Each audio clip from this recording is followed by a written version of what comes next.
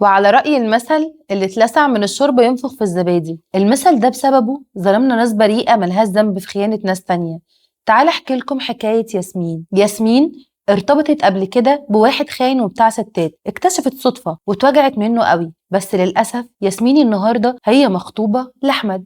أحمد إنسان صريح جدا ومخلص ليها قوي، ولكن لو أحمد موبايله مشغول دقيقتين الدنيا بتتهد وبتتقلب فوق دماغه، وخناقات انت بتعمل ايه وبتكلم مين، وبتتهمه بالخيانة على طول. احمد هنا هو ملوش اي ذنب، هو بس بيدفع فاتورة الشوربة اللي اتلسعت منها ياسمين زمان. ياسمين عمالة تنفخ في احمد وهو اصلا عامل زي الزبادي ساقع وغلبان وما عملش حاجة. لو مش قادرة تثقي في حد جديد يبقى انت محتاجة تعالجي جروحك الاول قبل ما تظلمي حد تاني معاكي. قولي بصراحة، حصل قبل كده ودفعت تمن غلطة حد قديم لمجرد بس ان اللي معاك خايف يتوجع تاني؟